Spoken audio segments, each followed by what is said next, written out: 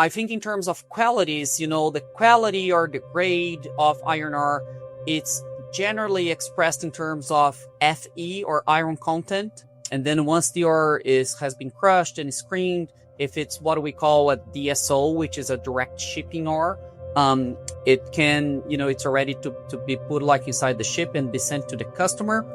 If it's like a very low grade iron ore, crushing and screening, it's not going to be sufficient. Other processing methods are going to be required, such as magnetic separation, hydrocycloning, jigging, and all those other methods. Hello everyone, welcome back to a new podcast episode. Today in this episode, we are joined by Cicero Prado Machado, an expert on iron ore.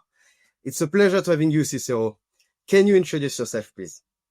Sure. Hello, it's a pleasure to be here with you today. And my name is Cicero Machado. I've been in the metals and mining industry for about 20 years now, especially covering steel and raw materials. I have worked like in major organizations throughout the years, and I am currently a senior manager of bulk assets at Wood Mackenzie, based in Jacksonville, Florida. Great. Thank you, Cicero, for the introduction. So today we're going to talk about iron ore. Iron ore is it's a huge raw material. It's crucial in our world, in every kind of industries. So, Cicero, can you maybe explain what is iron ore and what is the mining process, please? Yeah, sure. So, broadly speaking, there are two types of iron ore mines, right? And the first one is open cut, also known as surface mine, right? And that's the most common one, right? And then secondly, there is an underground mine, right? Some of the most important factors in an open cut or surface mine are like strip ratios, haulage distances, the method that you're going to use, to haulage the ore from the mine to the processing facility, right? Either that be truck, conveyor or rail, right? Then we go into the details about like ore grades and, like if it has like high or low iron, and then some of the contaminants as well, which we're going to touch like in a little bit more detail over the next, minutes. Then once it comes to underground mines, right? Underground mine, it's like a type of operation where, the ore is extracted from beneath the earth, right? By creating either like tunnels or shafts or chambers, right? And it's usually used when the ore body is too deep or too steep, right? To be mined through a surface method, right? If we compare with the coal industry, do we use more like surface mining, I imagine, or it's kind of the same? No, in iron ore, that's for sure. Most of the mines, they use open cut / surface. Yeah, there are, just like a few mines, particularly in China, that they still use underground. But I would say the vast majority of the iron ore mines, they are open cut surface. Okay, interesting. So let's we will come back later on about the mining process, but first maybe to explain the different type of iron ore we have in the market and why do we need iron ore? Yeah. So broadly speaking, right, we have essentially like three types of iron ore, right? Lump, fines, and concentrate. Concentrate also known as pellet feed, right? So lump ore is a coarse iron ore, and the particle size is between 6 to 30 millimeters, right? And, one very interesting thing about lump ore is that it can be charged directly into the blast furnace without, additional processing, right? Then the second one is fines, and, the fines iron ore has a particle size between 1 to 6 millimeters, and it's also called sinter feed, right? It's called sinter feed because it's going to the production of sinter.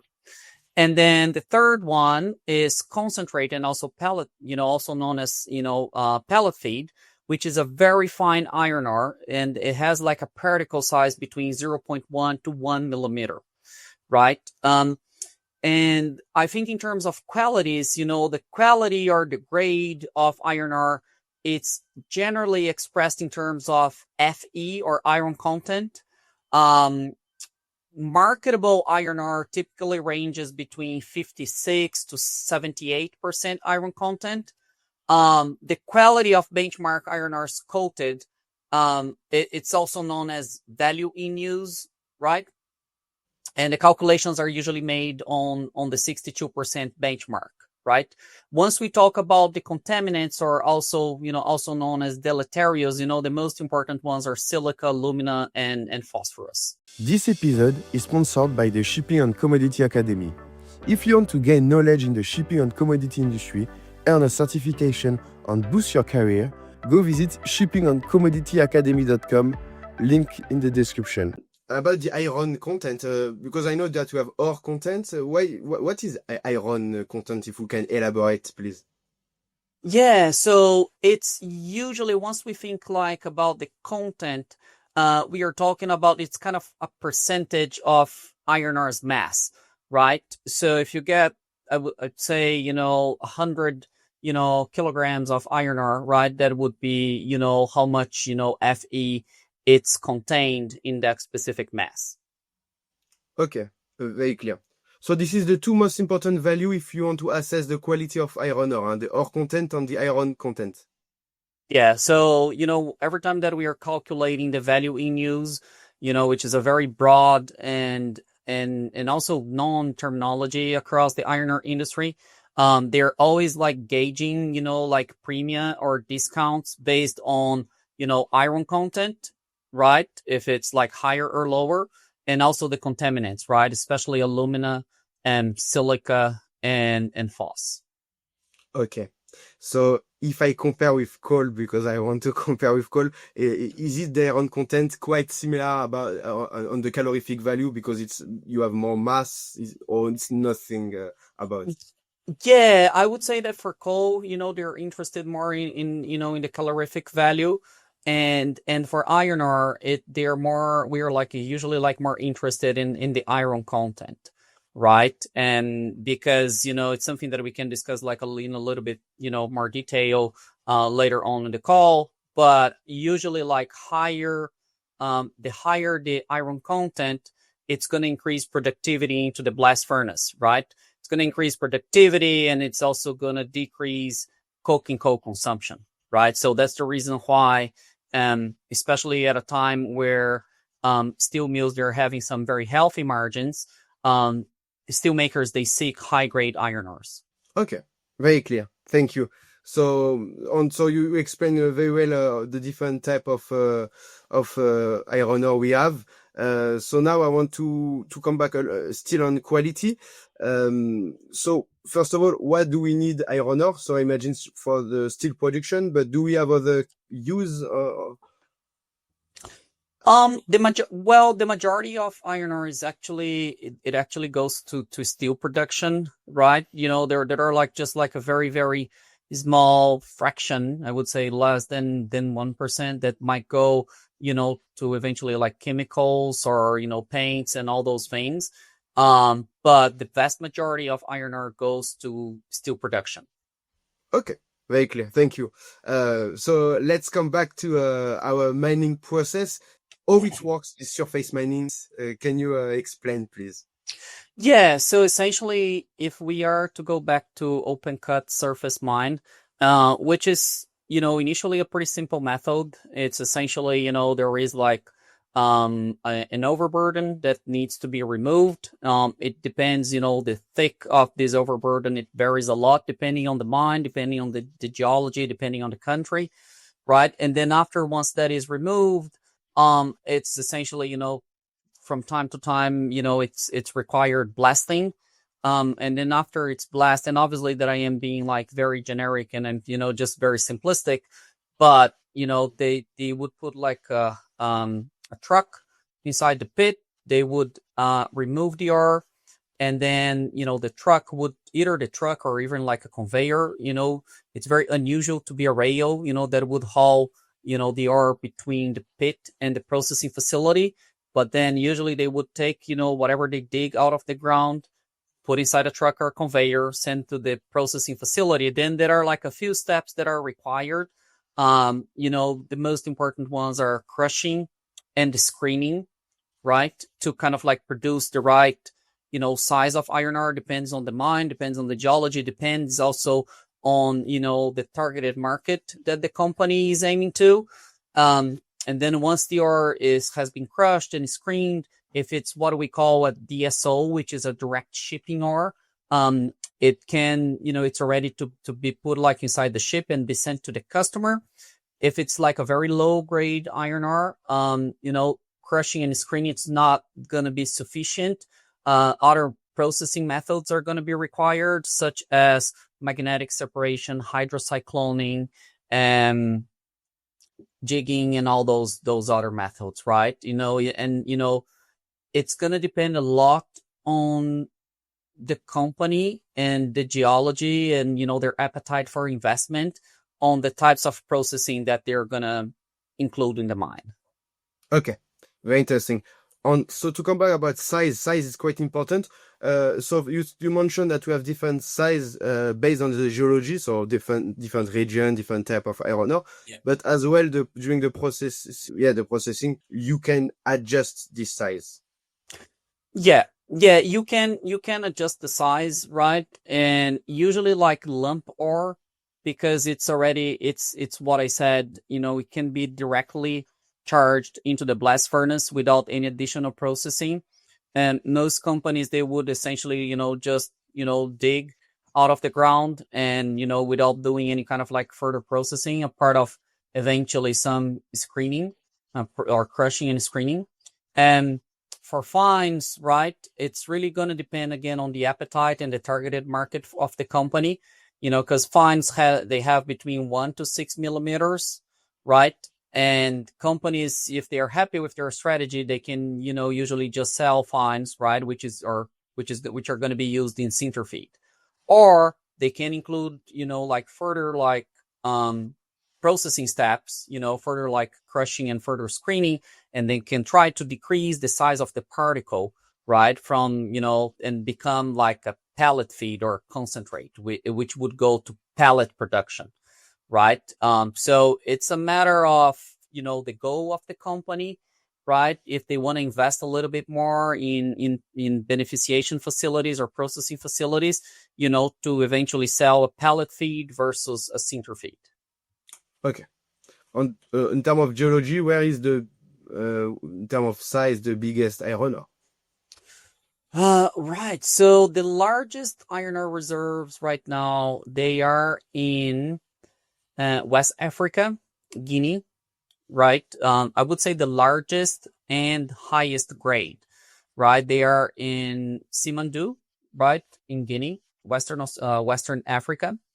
Then also Western Australia, which BHP, Rio Tinto, and FMG, they hold the largest reserves. And also in Brazil, right? Especially in the Carajás region, right? Which Vale holds, most of the reserves over there. Okay, very interesting. So thank you. We have a nice overview on the mining process on iron ore. So you mentioned few names. I imagine it's a monopolistic industry. I mean, you have big mining companies. It's not like for small actors, iron ore. No, I think you were absolutely correct. One very interesting point about iron ore is that it is a very consolidated industry. About 70%, 75% of the seaboard market, it is controlled by what we call the big four producers, which are in order, Rio Tinto, Vale, BHP, and FMG, right? And you can imagine that those folks, they have a very big influence on the market and they hold a very big pricing power. Okay, very interesting and good to know for the listeners. So let's talk now about the biggest importer of iron ore. So let's start maybe with exporters. Sure. So the largest exporter is Australia. So we think that in 2025, Australia will export about 900 to 920 million tons, which is very large, and it's like over twice as much as the second place, which is Brazil. We think that Brazil is going to export about 400 million tons, right? So those two countries, they are, the top, they are the top exporters, followed by, in order, Canada, South Africa, and India, right? But just to give you like a little bit of perspective, Canada, we think that Canada will export about 60 to 65 million tons in 2025, right? So you can see like the big gap between the 60, 65 from Canada to the 400s and to the 900s from Brazil and Australia, respectively. Okay, interesting. Do you have any big difference in terms of production and export in terms of countries? And I would say that Brazil and Australia, they, especially Australia, they usually target like a little bit more fines or sinter feed. The projects of BHP and Rio especially, they usually produce like the products that are targeted for sinter production, right? Brazil, it's also mostly targeted for sinter feed, though the reality is, there are like a lot of projects and a lot of companies, especially in Brazil, but also Canada, that they have been targeting pellet feed production or concentrate production over the past few years, right? So I would say Australia, the majority is sinter feed. Brazil, the majority it is sinter feed, though a few companies, a few producers, they have been targeting pellet feed market. And Canada, it's, mostly pellet feed production. Okay, interesting. And can we mention as well other countries like India or in terms of production, or not at all in iron ore? Yeah. Though the reality, we were talking about like exports, right? Yeah. Indian demand is actually growing and will keep growing, given that they are expanding their steel capacity substantially over the next few years. So India doesn't export much of iron ore, right? Especially because they consume most of what they produce, so they don't play like a big role in the seaborne market, because essentially everything that they produce, they consume. Though the reality is we think that India will export about 30 million tons in 2025, between 30 to 35 million tons. But, those are like more opportunistic exports rather than, that's their goal, essentially. Okay. But they produce iron ore. They do produce, yeah, they have like big reserves over there. And that's the reason why, they are not importing as much as, other countries, right? Though this is a topic that is very debatable, and it's very interesting that you were talking about this, because some people think that India's imports will actually increase over the next few years in line with their steel production and capacity expansion, right? Though some other kind of industry stakeholders, they think that no, they're not going to import as much because they're going to leverage and utilize their own reserves. Okay. So if we talk about production itself, without taking into account seaborne export, we have India, but we have China as well. Yeah, sure. So that's a very good point, right? So we were talking about like exports, right? In exports, we were talking about Australia, Brazil, Canada, South Africa, and India, top 5, right? Once we talk about production, it's different, right? So then we still have Australia in the first place, still Brazil in second place, though India will come like hand in hand with China in third place, right? So I would say that India produces about 280, 270 million tons of iron ore, and China roughly the same, a little bit less, I would say, about like 200, 210 million tons, right? So it's in terms of production, it is Australia, Brazil, India, China, and then Russia, right? And then it comes Canada, right? But again, pretty much like all the production that gets, produced in India, it's consumed internally. And for China, pretty much like 100% of China's production is consumed internally. Okay, thank you for these insights, Cicero. So now let's talk about the biggest importers on why do they import?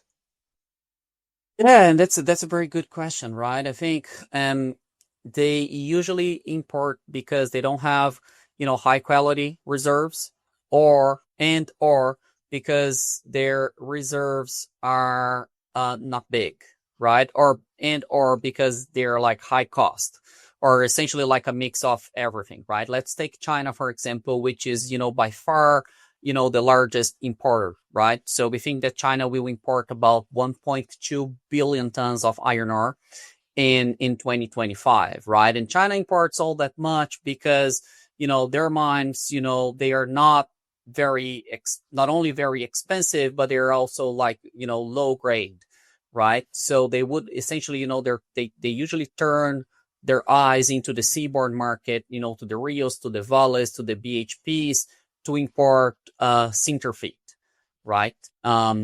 Again, they still produce a share internally, but because their reserves are low grade, high cost, um, they usually turn their eyes much more into the seaborne market than internally. Okay, interesting. So China number one. China number one in terms of imports. Right now, in terms of imports, not demand, right? In terms of imports, China is number one by far with 1.2 billion tons, and then it's followed by Japan, and then there is a big gap between, the number one importer, which is China, to Japan. Just to put things into perspective for you, Japan, we think it will import about 95 to 100 million tons of iron ore in 2025, right? So you can imagine like 1.2 billion tons to like 95 million tons. It's a huge gap. So China plays like a very critical role into the iron ore import market. Okay. Oh, just I want to But then going back to your point, like we were talking about imports, when we talk about demand, China is still by far the number one, right? But that's followed by India, right? okay. India is the second place, especially, as, their steel industry is actually growing very fast. Okay. And do you think Japan it's like due to the automotive industry that we need all this steel or this iron ore? Yeah, and especially because they don't have any reserves in Japan, right? That's the reason why they need to rely on the seaborne market, right? Which is different from China, which has like a small portion that comes from their own reserves. India, they import a little bit, but they massively rely on their reserves. But Japan, they have no reserves. So to keep their steel industry moving, they need to rely especially on the ore bodies and the reserves from Australia. Okay. So in terms of imports, the biggest actors are like based in Asia. Do we have a big demand or like import from other continents or countries? Yeah, we do. So the top three importers are China, Japan, South Korea, but then I think in fourth place it comes Germany, right? Germany also, they don't have, any, or, they're like very minimal iron ore reserves. And then they rely a lot on imports as well. So Germany, we think they're going to import about 30 million tons in 2025. So it comes in fourth place, but you're correct. Most of the countries, relying on imports, on iron ore imports, they are in Asia. Okay, very clear. Thank you. So I think we listeners have they have a good overview, or nice overview on the different countries, actors in this sector. So now I want to ask you more about each country, the particularities, the specificities of iron ore, talking about the biggest producer. So maybe we can start with the number one, of course, Australia. What is the particularity of iron ore in Australia? On the Yeah, and yeah, no, that's a very good question. And once we talk about, Australia, and again, obviously that if we talk about the geology over there, we could be spending like, hours and hours, talking about like the different settings and, the different, geological contexts. But, broadly speaking, the most common type of ore that they have in Australia is called DSO, which is direct shipping ore.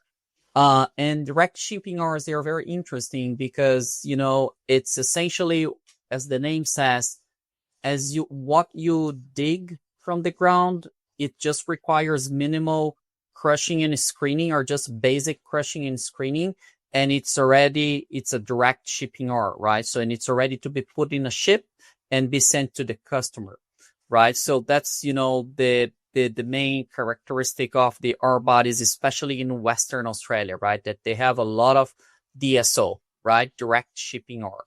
And if we want to kind of like go a little bit more into the geological context, which, I don't think, that's the purpose of, this podcast, there are like two main types of products that they produce over there in Australia in terms of geology. And one is called Brockman, which is more like lump ore. And then the second one is Maramamba, right? Those are like the two main, like, let me put this way, the two main geological settings, I would say, are the main two geological formations, right, that produce iron ore in Australia. And once we go to Brazil, right, I think we need to split Brazil like in two regions, right? Once we talk about Carajás, North Brazil, they also have a lot of like DSO, the types of ores, as I said, that just require crushing and screening. But the reality is the ore at Carajás, they are like a higher grade than in comparison with the ores in Western Australia. So in Western Australia, the ores, they usually hover around 61, 62% iron. At Carajás, they usually hover around 65% iron. Now, the second region that I want to talk in Brazil, so the first one being Carajás, which is at the north of the country. The second region is in southeast Brazil, in a region called Quadrilátero Ferrífero. Most of the ores over there, they have some DSO, but the majority of the ores over there, they are like lower grade, right? So they would range between 35, 40, 45 iron content, meaning that those types of ores, they're not suitable to be directly charged into the blast furnace. They don't only require crushing and screening, but they also require beneficiation, right? Magnetic separation, hydrocycloning, flotation, and so, and other things to essentially yield a 65% iron product, right? So those are like the main differences, I would say, the DSOs from Western Australia and Carajás. And then in Brazil, the kind of like lower grade ores that they require not only processing, but also beneficiation. Okay. Thank you. Very interesting what you say. So that's Brazil and Australia. And as well, we have another country, a big one. Canada as well, right? I think it's important to mention Canada and, the taconites that they have, which usually the reserves are low quality, right? The reserves, I mean, like it's low iron content, though the reality is that they do a fantastic job. They do a great job in terms of, processing and beneficiating the ore. So usually they would dig out of the ground an ore that has about 30, even less than that, 25, 30% iron. But they do like a great job in terms of, processing and beneficiation. And they usually like produce like pellet feeds that would go over 65 or 66, iron content. Okay, very clear. Thank you. I want to have quite an overview on this whole scheme about processing, beneficiation. I think it's quite interesting to understand how it really works. Yeah, I mean, I think what is fascinating is the fact that and by no means I want to give you like a lesson about processing and beneficiation here, but I think one important thing to note is that that's going to depend, like the types of beneficiation that I mentioned to you, right? Those might be magnetic separation, or it could be a mix, right? It's usually not only one, right? It's either magnetic separation and or flotation and or hydrocycloning and or jigging, etc. The decision to implement those things are really based on the ore body and the company's goals. If the company's goals, it will be to produce a high grade or a low grade or lower grade product. The economics of the company as well, right? If they want to spend like, a little bit more money to kind of like invest in like technologies to produce like a higher grade product. So I would say that there is not like a recipe, for these kind of technologies, right? It's going to depend a lot on the engineers and, in the marketing team on what they want to produce and the amount of money that they want to spend, really, right? So it's really dependent again on the geology, the targeted market that the company is aiming to, and economics. Okay, interesting. I'm sure it needs like maybe 3 hours to explain deeply Yeah. each step. So, but thank you for the nice overview. So let's talk about now steel making, because I think it's a big topic regarding iron ore. So how it works, the fuel process, the entire process from A to Z. Right. So, there are like two main types of steel production, right? Broadly speaking, though there are a lot of, new technologies popping out, especially technologies that aim to reduce carbon emissions. Though the reality is, as of today, there are like two main types of steel making technologies. And the most common one, which accounts for about 70% of the world's steel production, it's the blast furnace, basic oxygen furnace, also known as BOF route, or integrated steelmaking. And the second one, which accounts for 30% of the steel production worldwide, it's called electric arc furnace, right? Or EAF. I just want to share my screen with you, so then I can talk like in a little bit more detail about, what are the most important factors in the BOF on presentation mode. Can you see my screen? Yeah, I can see your screen. Perfect. Okay, good. So once we talk about the blast furnace or the basic oxygen furnace, right? And that's what we have here, right? That are like the two main feedstocks, used like inside a blast furnace. And the first one is, coke, which gets produced from coking coal, right? And, sinter or sinter feed, which gets produced from sinter feed or, comes from iron ore. Or the company, depending on the technology and depending on their goals, they can also, utilize pellets, right? Which comes from pellet feed or iron ore, right? So, and they usually add limestone.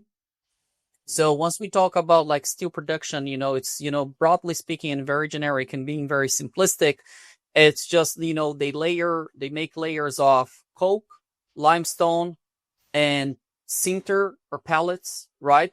To produce steel, right?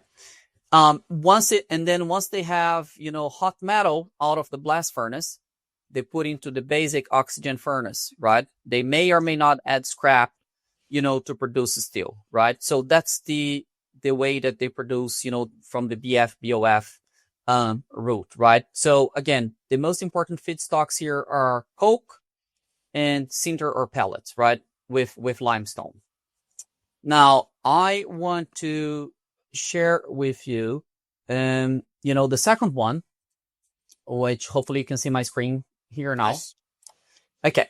So once we talk about the electric arc furnace, the most important feedstock, there are like two main types, right? And the first one is scrap, right? And scrap is, essentially abundant out there, recycled material. That's number one. So then it can be charged inside, the electric arc furnace. And then it still is essentially like melted, through electrodes to produce steel. Is it the same screen as before? Because I think we still on the same slide. I mean, You're not seeing electric arc furnace? I see still black furnace still making. No. Yeah, Because I am sorry. seeing something else. Yeah, Hold this on. one now I can see. No, now I can. Let me share my screen again. I'm sorry. Good that you mentioned, because I was seeing something else. Yeah, all good now. Okay. Okay. Can you see it now? Yes. Okay. Good. So once we talk about the electric arc furnace, right? There are usually like two main feedstocks, and the first one is scrap, right? Which is, the most used here in the US, right?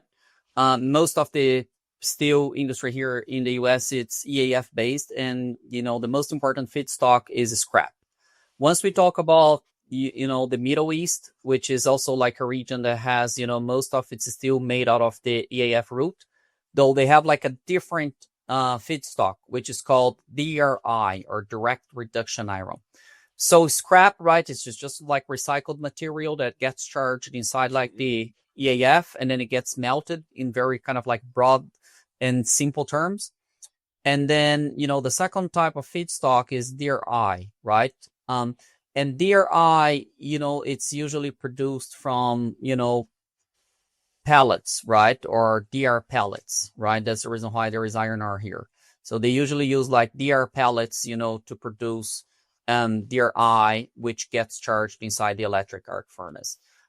Now, the reason why, a country or a company would decide between one technology and the other, it really varies, depending on the availability of raw materials. Number one, if they have, plenty of availability of, iron ore, or coking coal versus scrap, given an example.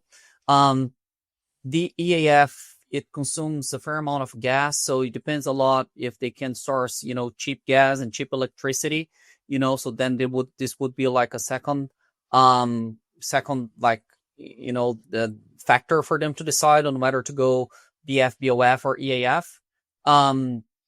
And also some like economic factors as well, and depending on the scale that they want to do. Overall, like in EAF, it's usually like smaller than a BF, BOF operation. So if there is a company or a country that they want to produce steel in large scale, all the other factors being equal, right, they would favor BF, BOF. Do you know the share in terms of percentage in the world, which methods we use the most? So worldwide, BF, BOF is about 70%, Okay. and EAF is about 30%. Okay, very very clear. Thank you. No, that's thank you for your slides. Very clear, and I think it's add a very interesting touch, because it's very hard to understand just by speaking. On the fact that you have the visuals making perfectly fine and easy to understand. So thank you. Yep. So now let's talk. So we know a little bit now about the steel process. Another question in terms of coal and iron ore. So we can see that this is the two main, without mentioning scrap as well. But in terms of raw materials, which one is we use, of course, more like iron ore, I imagine, than met coal. Yeah, usually, broadly speaking, in terms of like mass, and in terms of like tonnages, more iron ore than coking coal, right? Okay. We have like rules of thumb in terms of, the amount of like iron ores or, sinter and pellets that are required to produce 1 ton of hot metal. And we have rules of thumb to say, the amount of coke that is required to produce 1 ton of hot metal. Yeah, broadly speaking, it's much more iron ore than coke. Okay, and if we about iron ore, so if we want to produce very high quality steel, of course the ore content, so iron content, is very important. Absolutely. So this is a key point actually. If we are, talking about, why it matters, right? So why, the quality matters, right? So just want to give you like an example. As I mentioned, there are like, lots of, qualities and types of iron ore available, right, to a steel company. And, usually they have like, different Fe grades with a lot of, various levels of impurities, right? And the reality is, low grade ore, they usually consume more coke, right? And consequently more coking coal in the iron making process. And that's essentially because the lower iron grade and higher impurities, right? So that's the reason why it's going to consume more coke, right?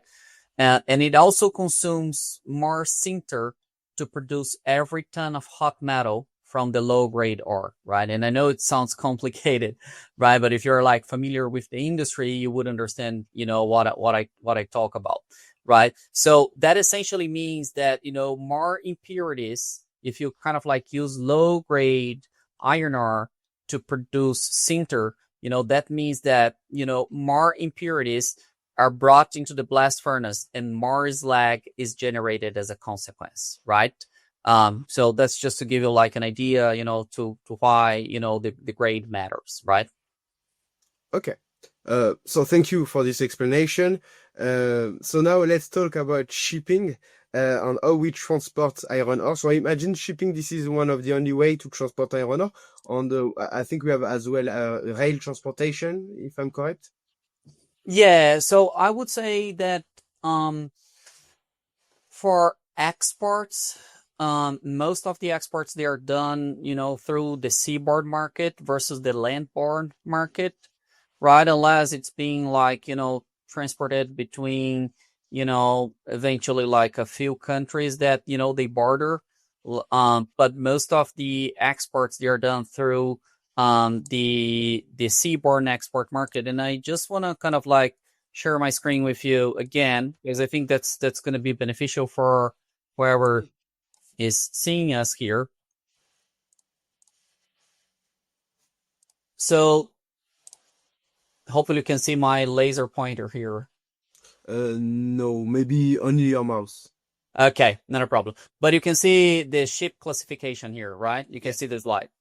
Okay, great. So these are like the most important vessels, right? Or ships that are used to kind of like transport, dry bulk iron ore. It starts, all the way from like, handy to, all the way to what is called these days like the Valemaxes or the Chinamaxes, right? So it can go, all the way from like 10,000 to like 40,000 tons, which are like the handy ones, all the way to like 400,000, tons plus, which are like the Valemaxes. Though the reality is, most of like the iron ore producers, part of Vale that they utilize a lot of, the Valemaxes, to transport ore from Brazil to China.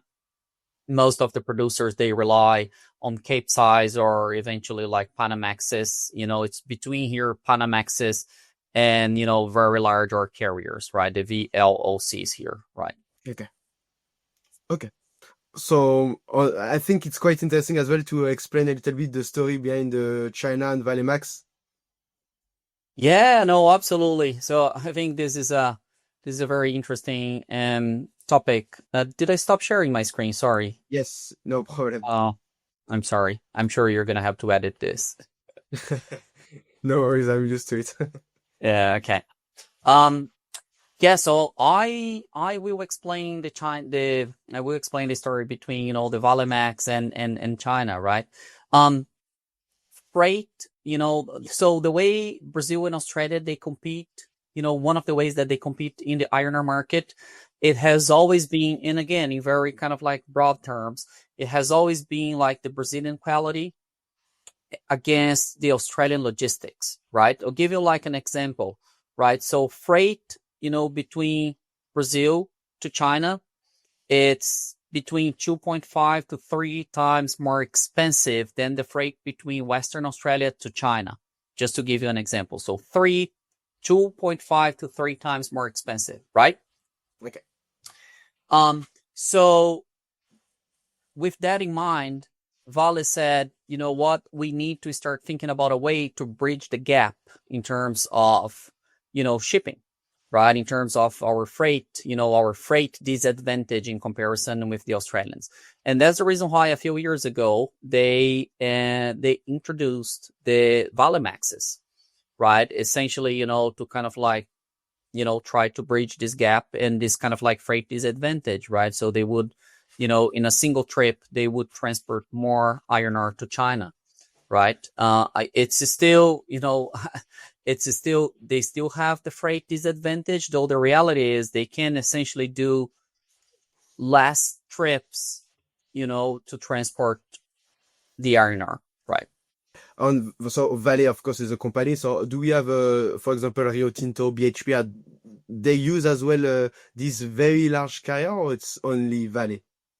No, these kind of like China Maxes and Vale Maxes, as far as I understand, they are used just by Vale, right? The Rios and the VHPs, they would, use, the very large ore carriers. Okay, thank you, Cicero. Now let's talk about the different routes we have in the market. And I think you have a nice slide about it, if I'm correct. Yeah, I do. Great. Hold on, I'm gonna share this. I can see Okay. the screen perfect. Can you see? Okay, Yeah. good. So these are like the most important routes, right? And the number one here, if you take a look on E, right? So E, we are highlighting here, Western Australia or Port Hedland. And these are like the mines in Western Australia. And, it's usually gets shipped to China or Asia, right? It's either China or like South Korea and Japan, right? Though the reality is, a smaller share of, Australian iron ore also goes to Europe, right? So this is like, two very like important routes, especially from iron ore leaving Western Australia. What I'm showing here in D, there is like some production from South Africa that mostly goes to Asia as well. Then going to the second largest exporter, which is Brazil, right? And when I told you that, let's think about Brazil in terms of like two different regions. See here, it's the quadrilátero ferrífero, which is the region that has a little bit like lower grade reserves, right? And Brazil really ships, to China, but, they play like a very important role in the Atlantic basin, right? They also export to Europe, right? So the main markets are Europe and Asia, though the reality is, which is not showing here, Brazil also exports, especially like, DR pellets, right? Some pellets into North America, right? A very small share, but to the US. Then B here, what we are showing, it's the second region that I told you in Brazil, which is like the high grade reserves from Carajás. And Carajás, also Brazil, they export, they goes to Asia, but again, they also play a very important role into the Atlantic basin. Once we think about the Canadians here, and I'm highlighting here, Sef Port in Canada, most of their exports, they target the European market, right? It's just that the logistics to China, it doesn't make a lot of sense for them, to send all the way to China. And that's the reason why they play like more an important role exporting into Europe. Okay. If I'm put some context in this to make it updated, do you think that maybe the E will be not with on the Suez Canal will be more like the Cape of Good Hope from in South Africa? Yeah. Yeah. So now it's still the case, and the routes are longer than it was before, to put some geopolitics on this visual. Yep. No, absolutely. I think you are correct.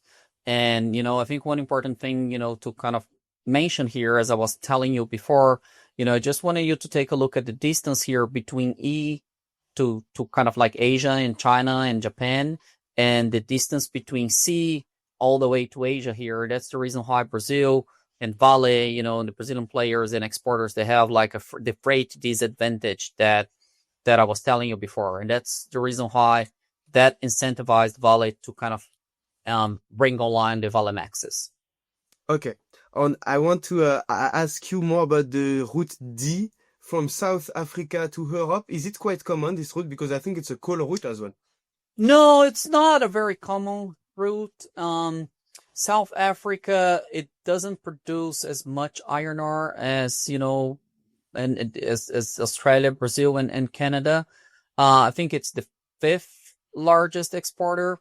Though the reality is they have, a very large mine called Kumba, it belongs to Anglo American. And they have like a lot of lump ore, right? Which is that type of ore, which is like a little bit larger in terms of size, the particle size. And again, they export much more, it's a split really. I believe, they're exporting, perhaps a little bit more to Asia, but also they play an important role into the European market. But yeah, that's not a very kind of like common route, to be honest with you. Okay. Okay, so I think the overview on the different routes is very clear. Thank you. On in terms of size, do you think that we can define each route for the, or it's doesn't mean anything like the type of ship, there is no link with the route. So, for example, the route E from Australia to Europe, it's like Yeah, I would say no. It depends, and again, on the company, on the vessel availability, on the port, on the port that is available. Obviously, that some ports, they can accommodate smaller vessels. Some ports they can accommodate like large vessels. I would say the ports in Western Australia they can accommodate like large vessels in comparison with the ports in South Africa and Canada, right? And obviously that once you look at PNC, which are the ports from Vale, those are the guys, using the Vale Maxes. okay, very clear. Thank you. And now I want to ask you the last question. And of course, after, if you want to add some details, because I don't think I think you have more slides maybe to show, and I didn't ask you the relevant question link to the Yeah. slide. But just about the projection of iron ore, what do you think will be the future? Of course, it's your opinion, and it's just based on what you think based on the current market and your experience. Yeah. So the reality is, once we talk about the outlook for iron ore, we need to think what's going to happen with steel, right? And we think that let's talk initially then about steel. So we think steel production, right, will essentially move sideways between, I would say, over the next 2 decades, right? So we believe that the world is going to produce about 1.8 to 1.9 billion tons of steel in 2025. And this number by 2050, it's going to essentially grow very marginally to about 1.92 billion tons, right? And the reality is, that are like the two most important players on the steel production side, China and India, they are going to change roles, right? So we think China's crude steel production will fall by about 20%, right, by 2050. So we think China will produce about 960 million tons in 2025.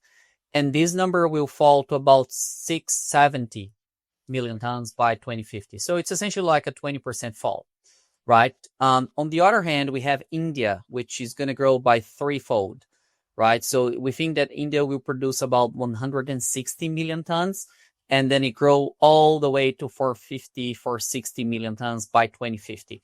So we have about 200 million tons in China, like getting out of the market.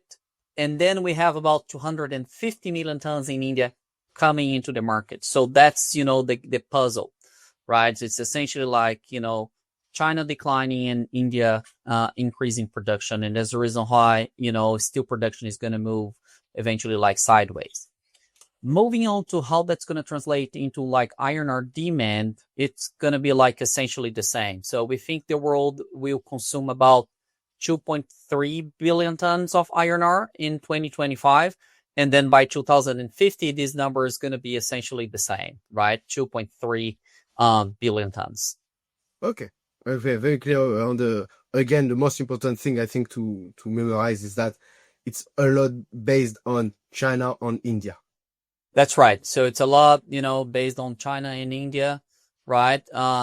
China, right now it's a very like important player. It will still be like a very important player, but it's going to lose, some market share, in terms of like the global market to India, right? So the way to think is, right, the reason why we think it's going to move sideways, crude steel production and also iron ore demand, it's eventually because of, these kind of shifts, China moving down and India moving up. Okay, thank you, Cicero. Do you want to add something else regarding iron ore? No, Paul, it was like, pleasure being here and speaking with you. Again, hopefully I didn't make things like, overcomplicated. No, no. Again, there are like many topics that we discussed about that I think we could devote like hours and hours to speak. But I think for a person like trying to kind of like understand and get a good grasp about the iron ore market, I think we covered the most important topics. Although I'm very say thank you for that because it's not easy to make it simple. I know. So thank you, Cicero, for this episode. It was a pleasure for me to listen and to understand because as well. I'm not an expert in iron ore. So for me, I'm learning as my audience is learning as well. So thank you, Cicero. I wish you, of course, all the best.